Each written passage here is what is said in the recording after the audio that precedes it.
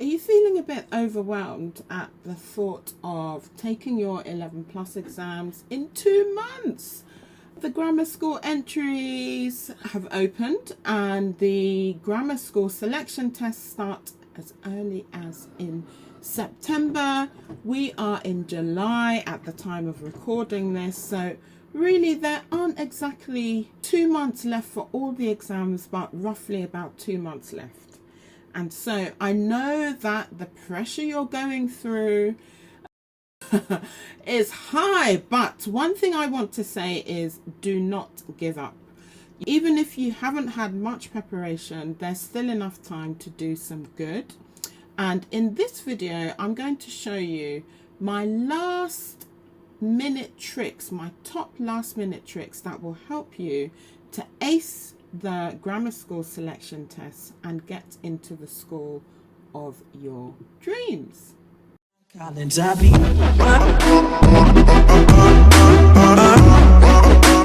there, so I'm Joycelyn Akufo. I'm the Managing Director of Geek School Tutoring, and we specialise in preparing students for all the pluses, the 7 plus, the 10 plus, the 11 plus, the 13 plus, etc., even sixth form entry.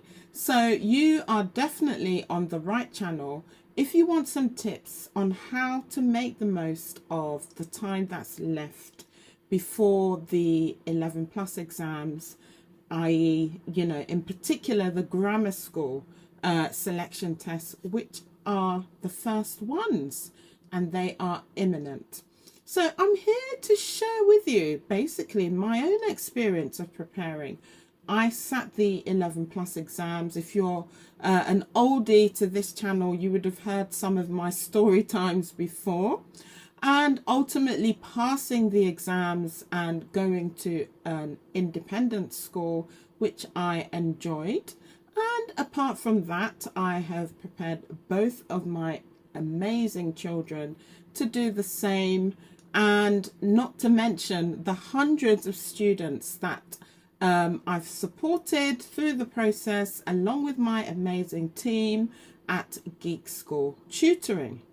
So, having gone through the 11 plus preparation myself and taken my own children through it and taken so many students through it, hundreds of them as I've explained, I've realized that basically after speaking to so many different students and so many different parents, that generally most students don't prepare early enough, and sometimes they don't prepare early enough for them or get serious enough about the preparation for them. So I've seen students start preparations as early as year 4, but they're not serious and earnest in that preparation. So when it gets to this time of year, they're under the same type of pressure that students who are just starting their preparation, etc. So it can be very personal, but that's why I have decided to make this video.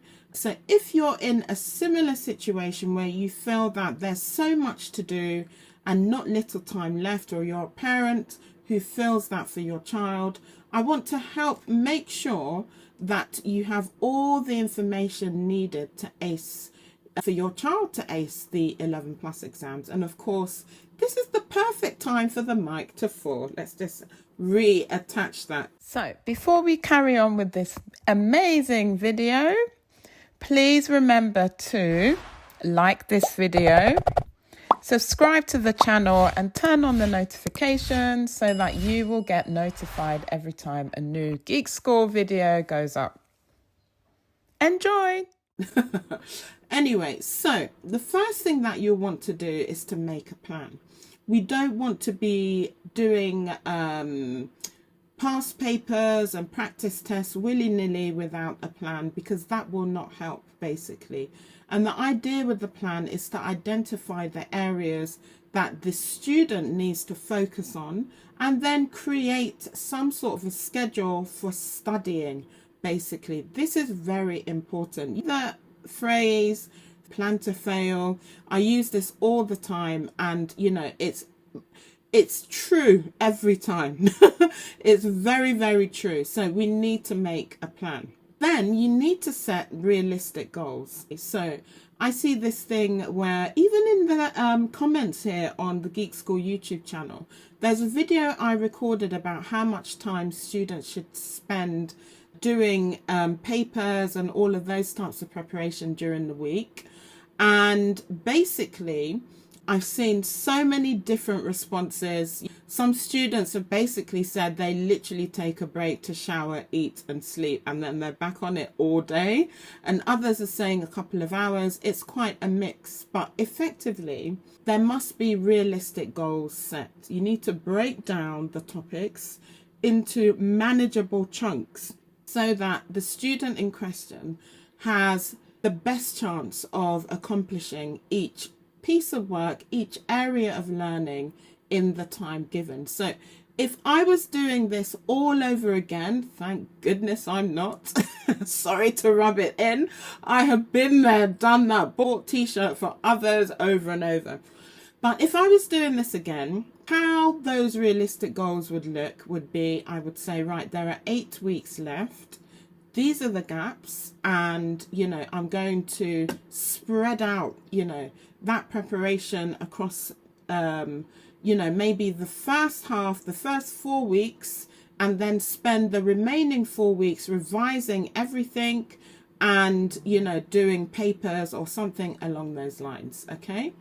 And, you know, I would not do a 6-hour block worth of papers because the quality that you will get will not be worth the effort, really. And that in itself can be actually, you know, quite dispiriting for a lot of students. So we don't want to do that. The 11+ exam preparation can be stressful enough without creating barriers where there weren't any, basically. So we need to make sure that it's as comfortable a journey as possible, even though this isn't going to be like just relaxing and casually thinking about times tables or something. There will be some effort that's required to go into this, okay? And then once you have done the plan and you set realistic goals, there must be some organization. So you need to get organized. Have all the materials in one place so that the student can get access to them without having to look for everything. I'm always amazed at Geek School, at the centres, when a student will bring all the books except for the English books, or all the books except for the maths books. And I'm thinking, you know, is that really just an instance of forgetting? Or is it just like you've intentionally not brought the book because you happen to have a dislike for English or a dislike for maths? Anyway, at home, you must get organised. So, you know, when my children were preparing for the 11+ exams, the books had a home. So there was no issue of losing anything, forgetting anything. And if they did, then I would know that literally that is an intentional act of sabotage. And I think just about every child goes through a tiny element or a big element of it at some time during their preparation. So parents, be warned, don't be taken by surprise if a book suddenly goes missing, especially if it's in the topic that your child dislikes or has so much disdain for. A lot of the time, those are not accidental. Anyway, so next step is to prioritize the practice tests. So basically, this is important because I find that with parents with children who start the preparation too late, they tend to focus on just doing lots and lots of papers, but that's not the best way of doing it, for the reason that if your child has no knowledge of fractions, for example, doing 50 papers that include fractions is not going to plug those gaps. They actually have to go through the topics and either learn them or revise them, you know, so that they are not making those mistakes in fractions anymore. So, you know, while it's important to do practice tests, if you find that your child is scoring below 85%, you need to try and find out why. Is it to do with timing? Is it to do with knowledge gaps?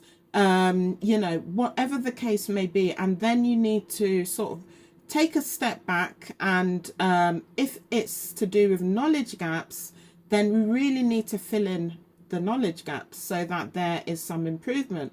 Otherwise, it's pointless, basically, because all you're doing is testing that child's current knowledge, and that their knowledge will not increase if they're just doing practice papers. It doesn't work that way. So that's something to consider.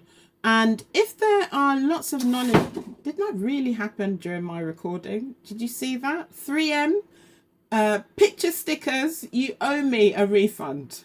I'll speak with Amazon later. Anyway, so, oh dear. So basically, what you really want to do is do a practice test maybe once or a couple of times a week, and fill in the gaps during the other days. So that's a good process. That's an organized way of doing things. And it also gives your child a chance to assimilate, to learn and really understand, you know, the topics well, so that it builds their confidence. Because one thing that getting consistently low scoring marks on these practice tests is that it will reduce your child's confidence. They'll just think that they're not good at it, they won't pass, etc.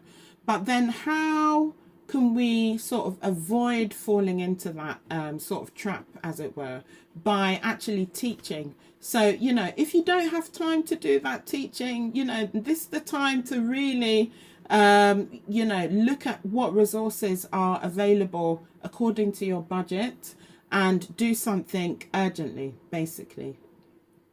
So there are lots of good online resources out there, and, you know, it's good to take advantage of them. So I'm a fan of Bond Online. I'm not necessarily a fan of some of the other online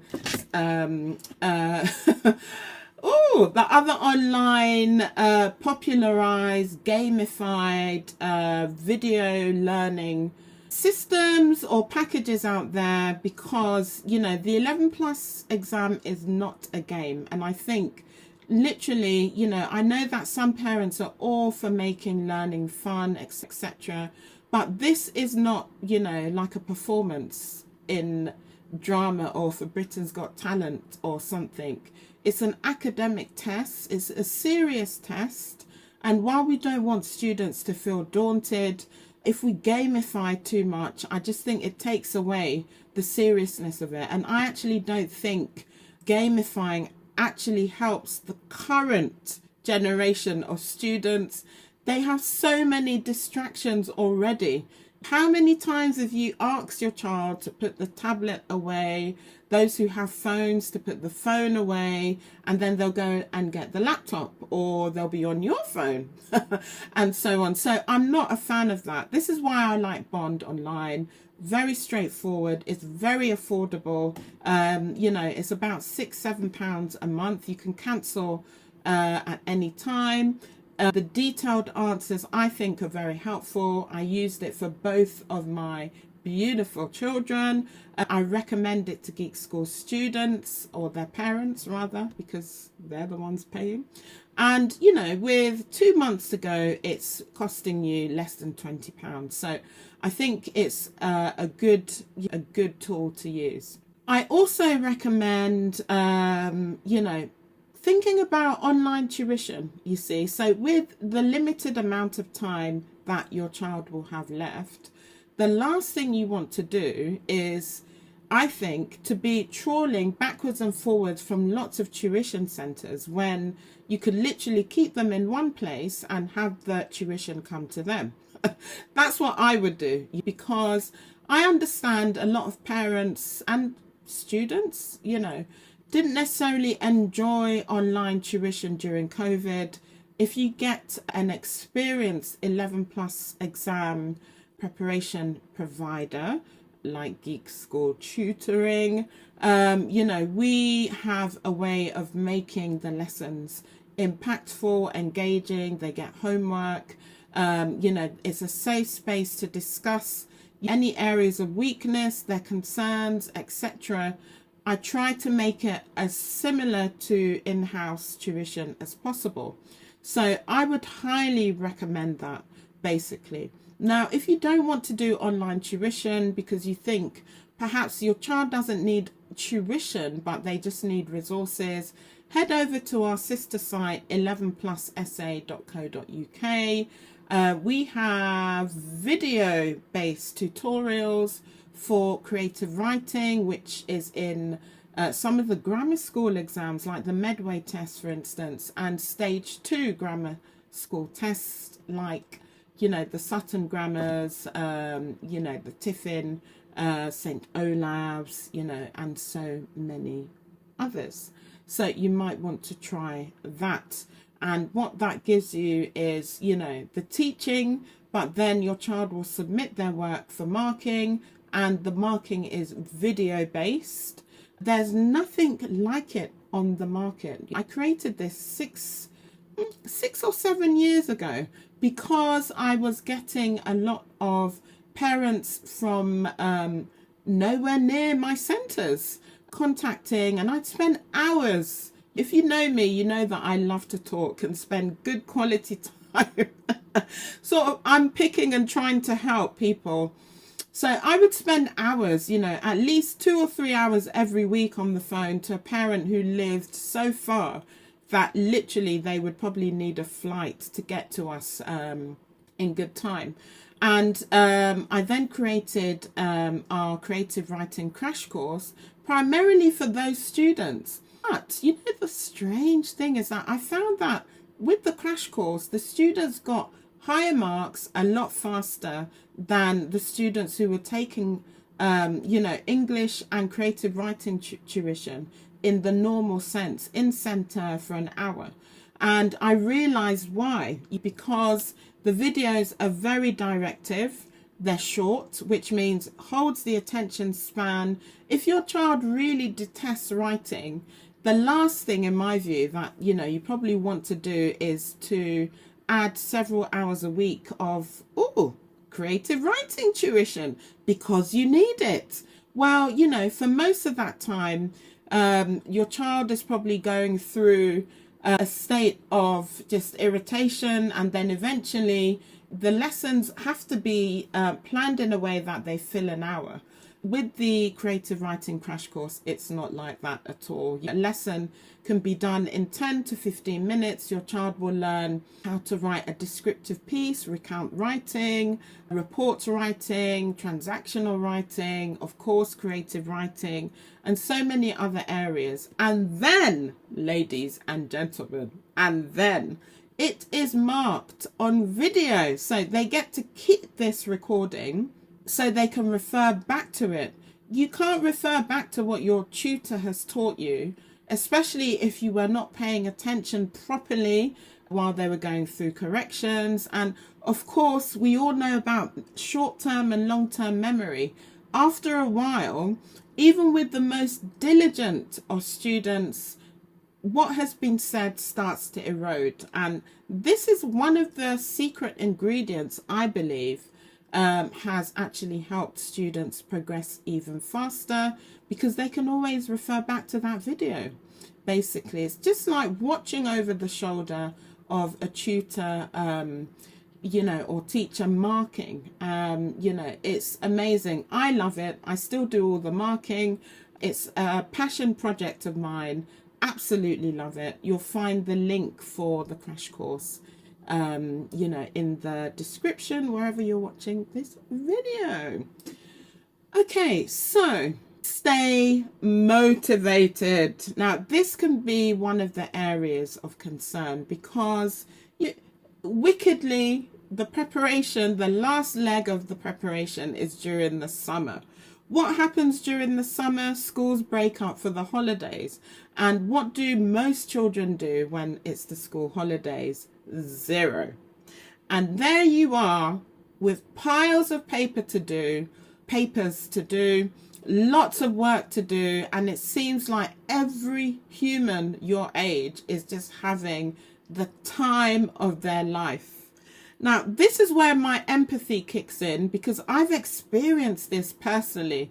And you know, where my desk was, you know, we had a study and the desk faced the road, basically, and all the friends that I used to play out with and ride the bike with and so on, they would be squealing with delight all day. And there I was on question 52 of adding fractions out of 100, or just something, you know, not fun, basically. But, you know, the motivation that I want to share with you all, and I've experienced this personally, I've experienced it with my children, and I've seen it with our students. There's nothing more beautiful than in October, when the results are released for your grammar school selection tests, and you can see your score and how you have passed and you have been deemed selective. In other words, your parents can put that's a school within whichever borough, whether it's Kent, Bexley, or, you know, whatever borough, they can put the grammar scores down on the CAF form. It's the best feeling in the world. And, you know, as I explain to my students every year without fail, because it's still fact, the conversation from October all the way to the end of the year 6 academic year is all about what school are you going to? What school did you get into? What did you get for the Kent test? What did you get for the Bexley test? And you want to have something positive to say. This is the thing. You don't want to be hiding in a corner somewhere because you haven't passed, when actually if you just put in a little bit more effort during the summer, you would have been amongst, you know, the show-offs. You would have been amongst them, talking about all the schools that, you know, you're deciding about putting on the CAF form with your parents, etc., etc. So I'm just going to say, stay motivated, okay? It doesn't last forever. And just think of it. Some students have been doing this since year 4, and they've been on it with how many books a week, how many hours of homework. You're only doing it for 2 months. Keep yourself motivated. And then finally, ask for help. So this is for students and this is for parents. So for the students, I would say you need to let your parents know if you realize that there are particular topics that you just don't get, you don't understand, you find really challenging and difficult. Let them know so they can help you.